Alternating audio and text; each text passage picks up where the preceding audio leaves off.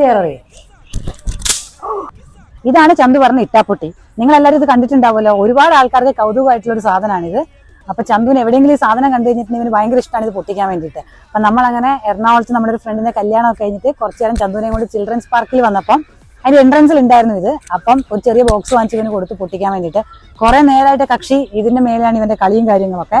Okay, പഠിച്ച ഭയങ്കര തിരക്കിലാണ്.